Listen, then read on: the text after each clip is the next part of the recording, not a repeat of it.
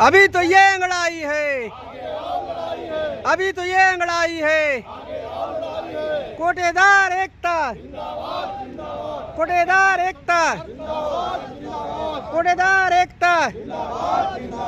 अभी तो ये अंगड़ाई है, अब ती ये अंगड़ाई है, अब ती ये अंगड़ाई है। अपना अधिकार, अपना अधिकार। जिंदाबाद जिंदाबाद कोटेदार एकता, जिंदाबाद जिंदाबाद कोटेदार एकता, जिंदाबाद जिंदाबाद। हमारी मांगे पूरी हो चाहे जो मजबूरी हो, हमारी मांगे पूरी हो चाहे जो मजबूरी हो, हमारी मांगे पूरी हो चाहे जो मजबूरी हो। कोटेदार एकता जिंदाबाद जिंदाबाद।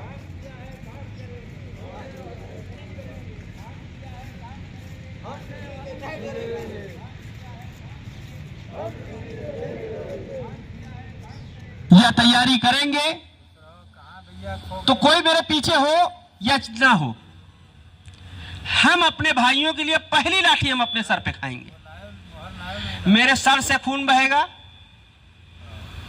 तो जब खून बहेगा तो एक सोच उनके मन में आती है कि जब मेरे सर पे खून बहेगा तो कोई मेरा भाई पीछे मेरा सर पकड़ने वाला है कि नहीं है कि अध्यक्ष जी का खून बह रहा। ये तो सोचना पड़ता है, मंच होता है, ये सोचना पड़ता है। आप मान लीजिए अध्यक्ष जी ने ये सोचा कि चलो कोई नहीं सही है, हम उसकी लाठी खाने के लिए तैयार हैं। सर पे पट्टी बंधेगी, 2-4 दिन अस्पताल में पड़ेंगे, किस्मत में होगा तो जिएंगे, किस्मत में नहीं होगा तो स्वर्ग धाम को जाएंगे।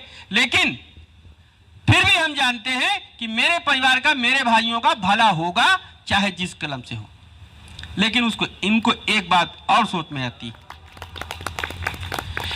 कि चलिए ठीक है, अगर मेरे सर से खून बहता है तो कोई बात नहीं, लेकिन अगर इस दौरान मैं केवल चोट खा करके बच गया, घायल हो करके बच गया, उसके उपरांत जो हमें लाठी का शिकार बनाएगा, हमारे घायल होने पे हमारे विक्रेता साथी उपस्थित हैं, वो हमें उठा करके एक सुनिश्चित जगह पे ले जाएंगे जहां पर हमारा दवा पानी, इलाज पानी हो सकता है। ये देखेंगे वो पीछे।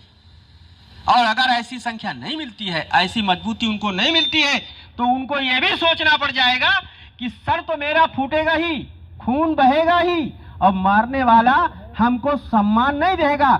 एक मेरी टांग पकड़ के खींचता हुआ, ठर्राता हुआ ले जाएगा और एक किनारे डाल देगा, तो मेरा आगे से भी खून बहेगा और जिस हिस्से से ठर्राएगा उससे भी खून बहेगा।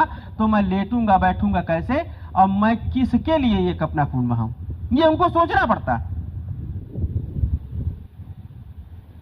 साथियों, परिवार की संख्या जब 80,000 है, आप 80,000 की गिनती करते हो, मैं कहता हूं अपने परिवार में आर्थिक 2,40,000 संख्या है, लेकिन उसको महसूस करने की जरूरत है। 90 रुपया आपको मिलता है, कमीशन आपका है।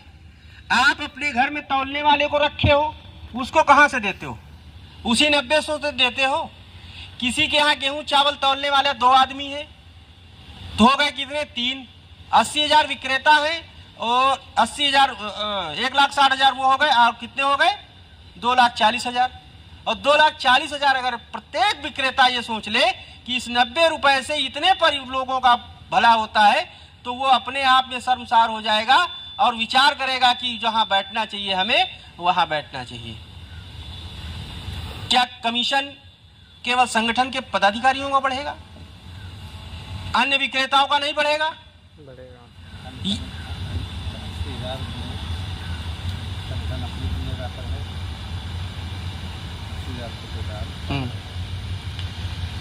तो ये सोचने वाली विषय है कि कमीशन बढ़ेगा, 80,000 विक्रेता का बढ़ेगा, केवल संगठन का नहीं बढ़ेगा।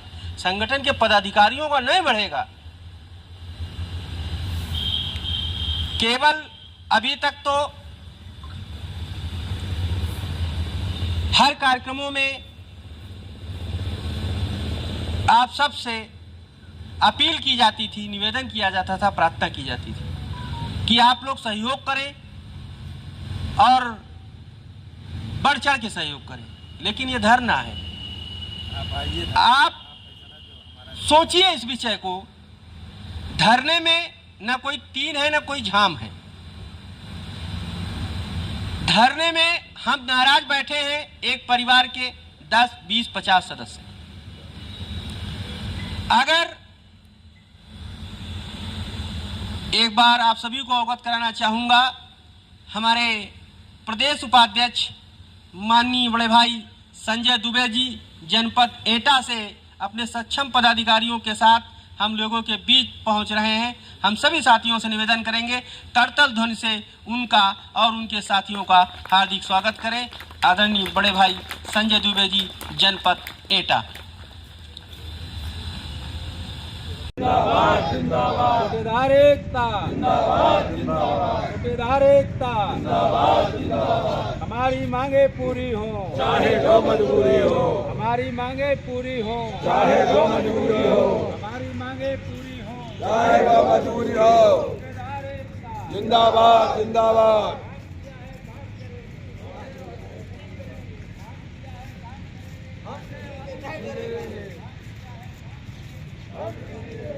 नमस्कार, मैं अनुराग सिंह। आप देख रहे हैं इको गार्डन से कोटेदारों द्वारा दिए जा रहे धरने की लाइव रिपोर्ट। कोटेदारों द्वारा लखनऊ के इको गार्डन में 300 रुपये लाभांश वृद्धि की मांग को लेकर उत्तर प्रदेश के कोटेदारों के धरने का आज 8वां दिन है। शुरुआत में कोटेदारों को केवल 50 व्यक्तियों की संख्या पर धरना कार्यक्रम करने की अनुमति मिली थी, किंतु 5 दिसंबर से कोटेदारों को 100 की संख्या में धरना प्रदर्शन करने की अनुमति मिली है। 8 दिन से लगातार चल रहे धरना प्रदर्शन के बावजूद भी अधिकारियों व सरकार की ओर से कोई भी खास प्रतिक्रिया नहीं आई है।